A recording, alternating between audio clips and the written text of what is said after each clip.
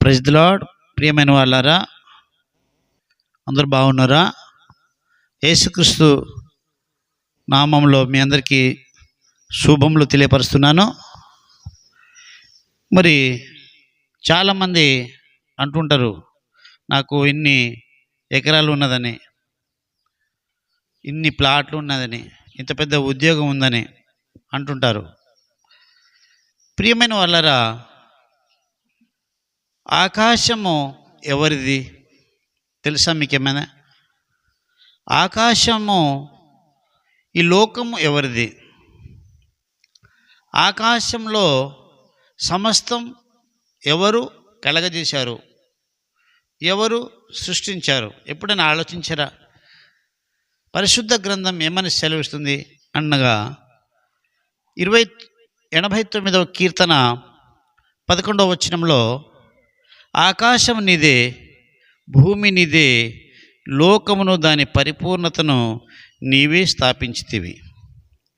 ప్రియమైన వాళ్ళారా, కీర్తనకారుడు 89వ కీర్తన 11వ వచనంలో అంటున్నారు, ఆకాశం నీదే. ఆకాశం అంటూ ఎవరి సొత్తు కాదు. మనం మానవులం చంద్రమండలానికి పోయినంత మాత్రాన చంద్రమండలం మనదైపోతుందా?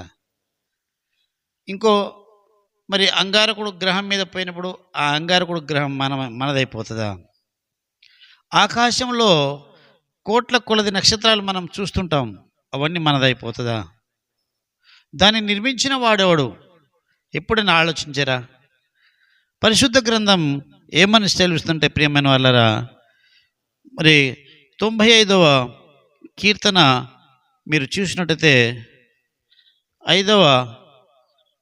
95 కీర్తన 3వ వచనము పరిశుద్ధ గ్రంథంలో మనము చూద్దాం. యెహోవా మహాదేవుడు, దేవతలందరికీ పైన మహత్యం గల మహారాజు. భూమి అగాధ స్థలములు ఆయన చేతిలో నున్నవి, పర్వత శిఖరములు ఆయనవే. హల్లెలూయా.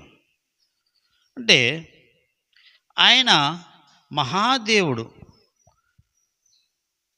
దేవుడు ఎలాంటి దేవుడు అంటే మహాదేవుడు అని వాక్యం ఉంది. మహాదేవుడు, మహా అంటే అంతకంటే ఘనమైనది ఇంకా లేదు.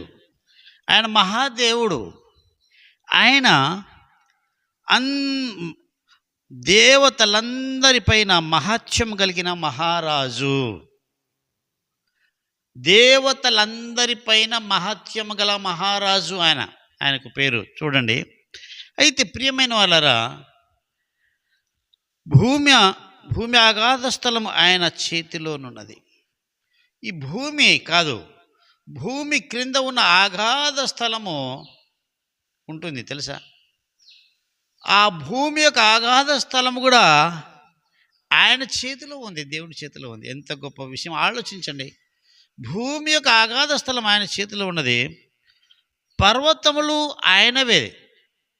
ఈ భూమి మీద ఎన్ని పర్వతములు ఉన్నాయో, ఎన్ని కొండలు ఉన్నాయో అవన్నీ దేవుడిదే.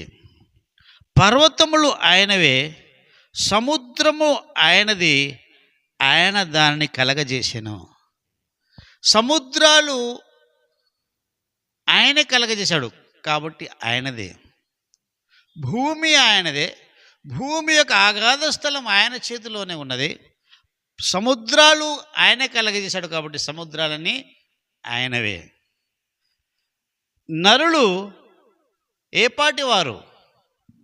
కానీ మనం ఏమంటాము, నాకు ఇన్ని ఆస్తి ఉంది, నాకు ఇంత ధనం ఉంది, నా అంత ధనవంతుడు ఎవడు లేడని మానవులు విర్రవీగుతుంటారు. కానీ ఆకాశమును, భూమిని, వాటిలో సమస్తాన్ని సృజించిన దేవుడు ఉన్నాడనే గ్రహించలేకపోతున్నారు ప్రియమైన వాళ్ళరా. అయితే ఆ దేవుడు, మరి దేవుడు ఆయన ఎప్పటికీ దేవుడే. మన పూర్వీకుల కాలం నుండి దేవుడు ఆయనే, మన తాత ముత్తాతల కాలం నుండి దేవుడు ఆయనే, భూమి పుట్టక ముందు నుండి దేవుడు ఆయనే. ఆయన 48వ కీర్తన ప్రియమైన వాళ్ళారా 14వ వచనంలో మీరు పరిశుద్ధ గ్రంథం దగ్గరుంటే ఒకసారి చదవండి. 48వ కీర్తన 14వ వచనము. ఈ దేవుడు సదాకాలం మనకు దేవుడై ఉన్నాడు. మరణం వరకు ఆయన మనలను నడిపించును. ఇంత గొప్ప దేవుడు మనల్ని నడిపిస్తాడు అంటే సదాకాలము మనతో నడిపిస్తాడు. అంత గొప్ప దేవుడి యందు నువ్వు విశ్వసిస్తున్నావా? నువ్వు విశ్వసించట్లేదా? ప్రియమైన వాళ్ళరా, నరుల యొక్క జీవితకాలం అల్పమైనది. దానికే మనం విర్రవీగుతూ ఉంటాం. 47వ కీర్తన 7వ వచనం ఒకసారి మీ పరిశుద్ధ గ్రంథం దగ్గరుంటే మీరు తీసి చదవండి. ఎంత గొప్ప మాట ఉంటుంది. దేవుడు సర్వభూమికి రాజై ఉన్నాడు, రమ్యముగా కీర్తనలు పాడుడే. ఆయనను కీర్తనలు పాడండి. ఆయన సాధారణమైన దేవుడు కాదు. దేవుడు సర్వభూమికి రాజై ఉన్నాడు. ఒక దేశానికి రాజు కాదు, ఒక రాష్ట్రానికి రాజు కాదు, 10 దేశాలకు రాజు కాదు. సముద్రాలకును, ఎడారికిని, కొండలకును, సరస్సులకును, ఈ సర్వభూమికి రాజై ఉన్నాడు ఆయన. ఆయన నిమిత్తమే రమ్యంగా కీర్తనలు పాడండి. చాలామంది ఏదైనా పండుగలు చేసుకుంటారు, బాగా గొర్రెపోతు కోస్తారు, తాగుతారు, తర్వాత డీజే వేసుకుని డ్యాన్స్ చేస్తారు. దేని నిమిత్తమే కీర్తనలు పాడుతున్నారు? దేని నిమిత్తమే నాట్యం ఆడుతున్నారు? ఎందుకు తాగుతున్నారు? ఎందుకు నాట్యం ఆడుతున్నారు? ఏమి అర్థం కాని స్థితిలో ఉన్నది. కానీ మన దేవుని పేరిట రమ్యమైన కీర్తనలు పాడాలి, ఆయనను ఆరాధించాలి. అలాంటి గొప్ప మనస్సు మనకు కావాలి, అలాంటి గొప్ప విశ్వాసం మనకు కావాలి.